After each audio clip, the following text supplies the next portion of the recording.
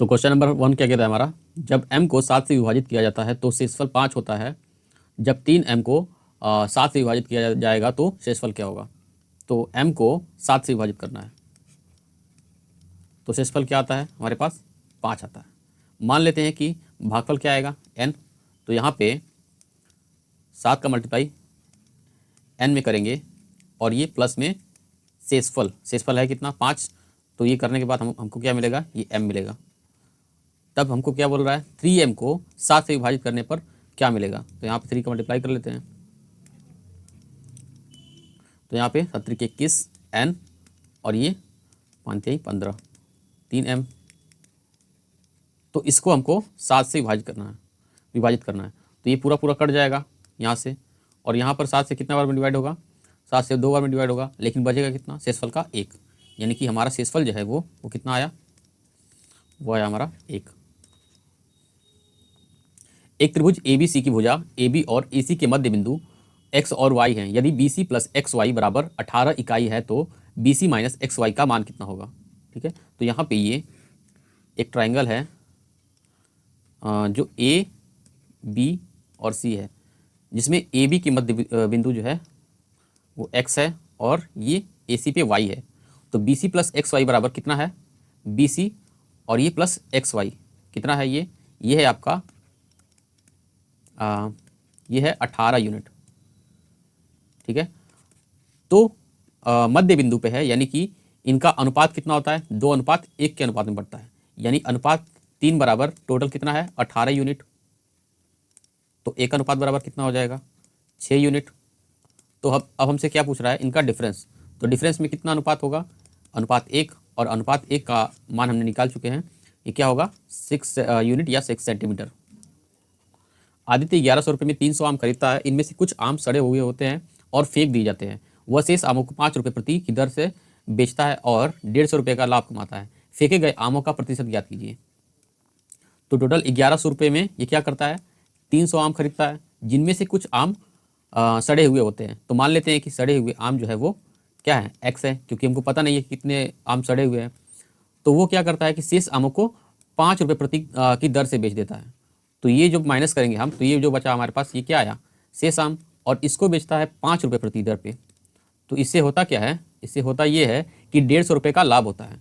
तो 1100 रुपये में खरीदता है और 150 रुपये का लाभ होता है, तो कितना रुपया कमाता है, ये कमाता है 1100 प्लस 150 यानी कि 1250 रुपये। तो 5 से ये डिवाइड करेंगे तो कितनी बार में जाएगा, ये जाएगा आपका 250 बार में, यानी 300 माइनस x बराबर 250, यानी x बराबर कितना आ जाएगा 50, यानी कि 50 आम क्या थे, ये सड़े हुए आम थे। तो सड़े हुए आमों का क्या करना है, यानी फेंके गए आमों का प्रतिशत निकालना है। तो 50 आम जो थे वो फेंके गए, टोटल है कितने 300 गुणे 100, क्योंकि हमको परसेंट में निकालना है। तो यहाँ से ये आपका आ जाएगा 16×3=48, 2/3%, यानी कि ऑप्शन नंबर 2 जो है हमारा करेक्ट आंसर होगा। दिया है यदि sign theta minus cos theta बराबर 0 तो sine cube theta minus cos cube theta का मान क्या होगा। तो सबसे पहली बात कि ये X cube minus Y cube क्या होता है, ये होता है आपका एक्स माइनस वाई और X square plus Y square plus X Y, और इसका वैल्यू कितना है sine theta minus cos theta बराबर 0। तो 0 का किसी भी मल्टीप्लाई करेंगे तो क्या आएगा हमारे पास 0 ही आएगा, यानी कि ऑप्शन नंबर 3 जो है हमारा करेक्ट आंसर होगा। दो संख्याएं एक तीसरी संख्या से क्रमशः 17% और 50% अधिक है, दोनों संख्याओं का अनुपात ज्ञात कीजिए। तो पहली संख्या a, दूसरी b और तीसरी c मान लेते हैं, और तीसरी संख्या के बेस पे हमको ये दूसरी संख्या निकालना है। तो मान लेते हैं कि तीसरी संख्या 100 थी, तो पहली संख्या 17% अधिक थी ना, तो ये 100 से अधिक हम ले लेंगे यहाँ से, तो ये हो जाएगा 117, और यहाँ से b जो होगा वो 50% अधिक है, यानी कि ये कितना होगा 150। तो हमको पहली और दूसरी का अनुपात निकालना है, तो ये होगा कितना, अगर हम 3 से डिवाइड कर लें तो ये 50 बार में जाएगा, और 3 से करेंगे तो ये 39 बार में, यानी 39:50 हमारा करेक्ट आंसर होगा। क्वेश्चन नंबर 6 दिया है किन्हीं दो संख्याओं का योग का घन 1728 है, यदि जबकि दी गई दोनों संख्याओं का गुणनफल 32 है, यदि दी गई दोनों संख्याओं के घनों का योगफल ज्ञात कीजिए। तो यहाँ पे मान लेते हैं कि ये x थी और ये y के घनों का योग कितना है 1728, तो इनका योग कितना हो जाएगा, इनका योग आएगा 12, क्योंकि 12 का क्यूब कितना होता है 1728, और इनका प्रोडक्ट यानी कि गुणनफल जो दिया है वो कितना दिया है, ये दिया है आपका 32। ठीक है, आप सिंपली अगर देखना चाहें तो यहाँ पे ये 8 बन रहा है, ये 4 बन रहा है, योग करने पे 12 और मल्टीप्लाई यानी कि गुणनफल करने पर 32 आएगा। तो दोनों संख्याओं का घनों का योग ज्ञात कीजिए। घनों का योग क्या ज्ञात करना है, यानी 8 का क्यूब प्लस 4 का क्यूब कितना आएगा, 8 का क्यूब 512 और 4 का क्यूब ये आएगा आपका 64, जोड़ेंगे तो कितना आएगा 576। ठीक है, अगर आप बेसिक से करना चाहें तो घनों का योग ज्ञात करना है, दोनों संख्याओं के घनों का योग यानी ए क्यूब प्लस बी क्यूब ज्ञात करना है।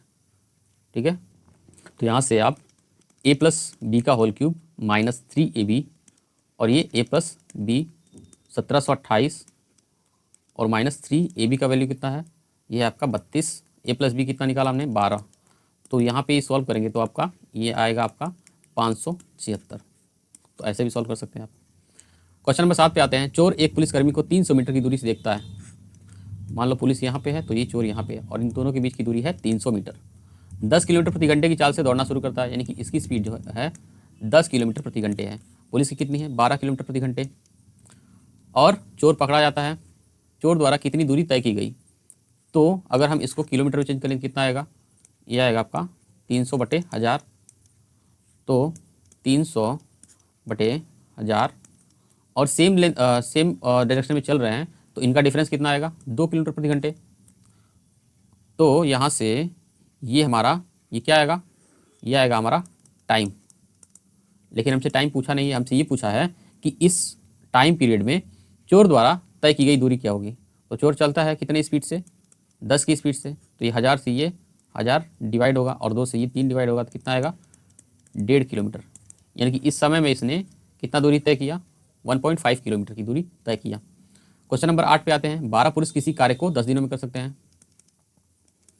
ठीक है, तो कार्य को 6 दिनों में पूरा करने के लिए कितने पुरुष की आवश्यकता अधिक होगी, कितने और पुरुष, ठीक है, कितने और पुरुषों की आवश्यकता होगी। तो 12 पुरुष तो थे और x जो थे वो एक्स्ट्रा हम ले लेते हैं क्योंकि हमको और निकालना है, कितने और पुरुष लगेंगे। तो 6 से ये 2 बार में ये आ जाएगा आपका 20 और ये 12 इधर माइनस को, यानी x की वैल्यू कितना आ गई 8, यानी 8 और पुरुष की क्या होगी आवश्यकता होगी। 9 नंबर क्वेश्चन में दिया है cos square 32 degree minus sine square 58 degree का मान क्या होगा। अच्छा, इसको हम क्या लिख सकते हैं, इसको हम लिख सकते हैं sine square cos square 32 degree. ठीक है, तो ये माइनस का कॉस स्क्वायर 32 और ये प्लस का कॉस स्क्वायर 32, ये क्या आ जाएगा, माइनस करने पे 0 आएगा। क्वेश्चन नंबर 10 पे आते हैं। एक डीलर एक वस्तु पर क्रय मूल्य से 60% अधिक मूल्य अंकित करता है और उसे अंकित मूल्य पर 10% और 20% की 2 क्रमिक छूट देकर एक ग्राहक को बेच देता है। उसी लेन देन में 1064 का लाभ होता है, तो वस्तु का क्रय मूल्य ज्ञात कीजिए। तो यहाँ पे 100 की चीज़ क्या कर रहा है 160 में बेच रहा है, तो इस पे अंकित कर रहा है। ठीक है, अंकित कर रहा है 160 पे, तो अंकित मूल्य पर 10% की छूट, यानी कि 10% का फ्रैक्शनल वैल्यू होता है 1/10 और हम डिस्काउंट दे रहे हैं, यानी कि हो जाएगा ये 9/10। इसका यानी 20% का फ्रैक्शनल वैल्यू होता है 1/5 और इसका डिस्काउंट है, यानी कि हो जाएगा आपका 4/5। तो यहाँ से 10 से 10 कट गया। अगर हम यहाँ पे देखें 5 से कोई कट रहा है, नहीं कटेगा, तो यहाँ से 5 से मल्टीप्लाई और यहाँ पे 5 का मल्टीप्लाई, तो ये आ जाएगा 500 और ये आएगा आपका 16 चौक 64 और ये मल्टीप्लाई 9, तो ये कितना आएगा 9 चौक 36, 3 6 9 54, ये 576 आ जाएगा। यानी कि 500 की चीज़ कितने में बेच रहा है 576 में, तो लाभ कितने का हुआ, रेशियो में 76 का और रुपए में 1064 रुपये का, और 1064 का वैल्यू है 76, तो हमको निकालना है क्रय मूल्य। क्रय मूल्य है हमारा रेशियो में 500, तो गुणे 500 कर दो, तो यहाँ से ये आपका कटेगा 19 से 4 बार में, 19 से ये 5 बार में और 19 से ये 6 बार में। ठीक है, तो 5 4 से ये 25 बचे 125 गुणे ये 56, मल्टीप्लाई करेंगे तो आएगा आपका ये 7000। दिए गए चित्र में BC एक जीवा है और CD बिंदु C से होकर जाने वाली एक स्पर्श रेखा है। ट्राइंगल एंगल AOC में यहाँ बराबर दिया। ठीक है, एंगल AOC जो है वो 112 डिग्री है, 112 डिग्री है। ये A है, ये B है, ये C और ये D और ये आपका O है। तो हमको क्या निकालना है एंगल ACD, एंगल AC और ये D। ठीक है। तो यहाँ पे हम क्या कर सकते हैं कि 112 दिया है डिग्री, तो यहाँ पे सर्कमफ्रेंस पे कितना हो जाएगा, इसका हाफ कितना होगा 56 डिग्री यानी 56 डिग्री। तो यहाँ पे हम अल्टरनेट सेगमेंट थ्योरम से ये हमारा कितना आ जाएगा, ये आ जाएगा हमारा 56 डिग्री, यानी कि ये 56 डिग्री है तो ये भी होगा। A plus B plus C बराबर 20, A square plus B square plus C square बराबर 152। तो A cube plus B cube plus C cube minus 3 A B C का मान ज्ञात करना है हमको। तो इसका क्या मतलब होता है, इसको हम लिख सकते हैं A plus B plus C बड़े ब्रैकेट में A square plus B square plus C square minus का A B B C plus C A. ठीक है, तो यहाँ से हमको A plus B plus C का वैल्यू दिया है 20 और A square plus B square plus C square का वैल्यू है 152 और हमको इसका ज्ञात करना है। ये कैसे होगा, तो A plus B plus C का होल स्क्वायर यानी कि 400 बराबर A square plus B square plus C square बराबर कितना है 152 और प्लस 2 और ये value A B plus B C plus C A, तो इसको हम ले लेते हैं के। तो अगर हम इधर भेजेंगे तो ये कितना आ जाएगा 248 और ये 2 नीचे चला जाएगा तो कितना आ जाएगा के की वैल्यू आ जाएगी 124 रुपये ना, 124। तो यहाँ से 124 रख देंगे हम यहाँ पे, तो 20 गुणे ये क्या आएगा 28 यानी कि 28 गुना 56 यानी 560। n+15 व्यक्ति प्रत्येक दिन 9 घंटे काम करके 8 दिन में किसी कार्य का 36% पूरा कर सकते हैं। n+9 व्यक्ति शेष कार्य को 20 दिनों में पूरा कर सकते हैं। यदि उनमें से प्रत्येक 7 घंटे में 7 घंटे कार्य करता है तब n का मान ज्ञात कीजिए। तो ये n+15 9 घंटे में काम करते हैं 8 दिनों तक, कितना काम कर पाते हैं 36% बराबर n+9 व्यक्ति जो है शेष कार्य को, अशेष कार्य है कितना 36% हो गया तो बचा कितना, ये बचा आपका 64% और 20 दिनों तक करते हैं 7 घंटे, प्रतिदिन 7 घंटे। तो परसेंट से परसेंट कैंसिल, 8 से यहाँ से 4 से काट लेते हैं 9 बार में और 4 से ये 16 बार में, 9 से 9 कैंसिल आउट हो जाएगा और ये आपका 4 से 5 बार में, 4 से 4 बार में। तो यहाँ से ये कितना आ जाएगा 8 चौक 32 n प्लस 32 15 दूना 30 की 0 हासिल 3 आएगा यहाँ पे और ये आ जाएगा आपका 30 की 0 हासिल 3 15 यहाँ 45 3 48 480 और ये आएगा आपका 35 n प्लस 35 इंटू 9 350 में 35 कम कितना आएगा 315। तो यह आपका 3n बराबर 480 माइनस 315 85 और 80 165 3 5 15 और ये 3 5 15 यानी n की वैल्यू कितने आ गया 55 दिया है। यदि x प्लस 1/x बराबर 2 तो x की पावर 7 प्लस x की पावर x अपॉन 1/x की पावर 117 का मान ज्ञात कीजिए। तो यहाँ पे x का वैल्यू क्या है 1, ये भी 1, तो कितना बन आगे 2, तो यहाँ पर भी 1 और ये 1 कितना आएगा 2 ही आएगा। 14 व्यक्ति 60 दिनों में एक घर बना सकते हैं। उसी घर को बनाने में 30 व्यक्तियों द्वारा कितना समय लगेगा बशर्ते वे सभी समान दर पर काम करते हैं। 14 व्यक्ति 60 दिन में, 30 व्यक्ति कितने दिन में करेंगे 30 गुना के 60 यानी 14 गुना के 28 दिन लगेंगे। दिया है कुल व्यय कितना है 3 लाख रुपए। तो सामग्री लागत और विक्रय व्यय कितना व्यय किया गया, तो मटेरियल कॉस्ट कितना है और आपका सेलिंग एक्सपेंस कितना है ये 15% और ये 28%। तो 3 लाख के लिए कितना परसेंट 100%, फिर 3 लाख और हमको निकालना कितना है 28 और 15 कितना हो जाएगा 28 10 38 5 43 यानी कि 43 का वैल्यू निकालना है हमको। 100 से 100 कटा यहाँ से और ये आ जाएगा 3 3 के 9 4 3 12 यानी 129 पे 30। दिया है इन संख्याओं में से कौन सी संख्या 8 से विभाज्य नहीं है। तो हम 8 से विभाज्य नहीं वाली हमको निकालना है। तो 8 से विभाज्य होने के लिए क्या होना चाहिए लास्ट के 3 डिजिट 8 से डिविजिबल होने चाहिए। तो यहाँ पे ये होता है कि नहीं होता है देखते हैं। 12/96 ये 2 ये 4 यानी कि 24 हो जाएगा। ये देखते हैं 12/96 और ये कितना आएगा 3 2 32 यानी कि ये भी हो जाएगा। इसको चेक करते हैं 96 3 8 यानी कि ये नहीं होगा, ठीक है ये नहीं होगा। इसको चेक कर लेते हैं हम वैसे तो हमारा आंसर ये थर्ड वाला होगा, इसको भी चेक करेंगे आप तो ये भी 8 हमारा डिविजिबल होगा, यानी ऑप्शन नंबर 3 हमारा करेक्ट आंसर होगा। अशोक भरत से 2 सही 2/3 गुना तेज दौड़ता है। यदि अशोक भरत को 160 मीटर की प्रारंभिक बढ़त देता है तो लक्ष्य स्तंभ कितना दूर होना चाहिए ताकि अशोक और भरत एक ही समय में उस तक पहुंच सकते हैं। तो अशोक और भरत कितना गुना तेज दौड़ता है? 2 3 6 6 2 8/3, यानी कि भरत 8 है तो ये अशोक का 3 है।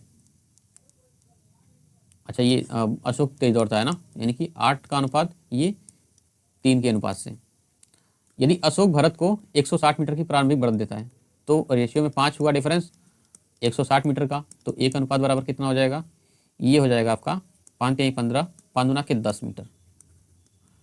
और हमसे पूछा है कि कुल लक्ष्य की दूरी कितनी होनी चाहिए, तो मल्टीप्लाई बाई 8 कर देंगे, कितना आ जाएगा? 8 दूना 16 1 8 त्रिक 24 1 25, यानी कि 256 मीटर लक्ष्य की दूरी होगी। 19 नंबर क्वेश्चन में क्या क्या क्या बोल रहा है? साधारण ब्याज की एक निश्चित दर पर एक धनराशि पर 3 वर्षों में प्राप्त मिश्रधन 1630 रुपये और 4 वर्ष में मिश्रधन 1708 रुपये हैं। तो एक वर्ष में कितना होगा? सबसे पहली बात, 3 वर्ष में ये कितना है? 1630, 4 वर्ष में 1708, डिफरेंस यानी एक साल का कितना हुआ? ये हो जाएगा आपका 78 रुपये। कितने वर्ष में? एक साल में।